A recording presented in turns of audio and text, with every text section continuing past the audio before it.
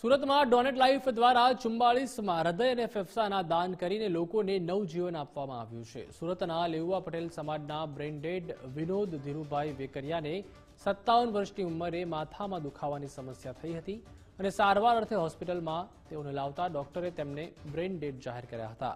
ત્યારે પરિવારે ડોનેટ લાઈફના માધ્યમથી વિનોદભાઈના હૃદય, ફેફસા, લીવર, કિડની અને ચક્ષુઓનું દાન કરી 7 વ્યક્તિઓને નવું જીવન બક્ષી માનવતાની મહેક ફેલાવી સમાજને નવી દિશા બતાવી છે।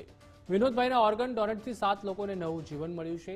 મહત્વનું છે કે હૃદય, ફેફસા, લીવર અને કિડની સમયસર મુંબઈ, કિરણ હોસ્પિટલ અને અમદાવાદ પહોંચાડવા માટે સુરત શહેર પોલીસ, રાજ્યના વિવિધ શહેર અને ગ્રામ્ય પોલીસનો સહકાર સાંપડ્યો હતો। વિનોદભાઈના હૃદય, ફેફસા, લીવર, કિડની અને ચક્ષુઓનું દાન કરવામાં આવ્યું અને એને કારણે 7 વ્યક્તિઓને નવજીવન મળી શક્યું।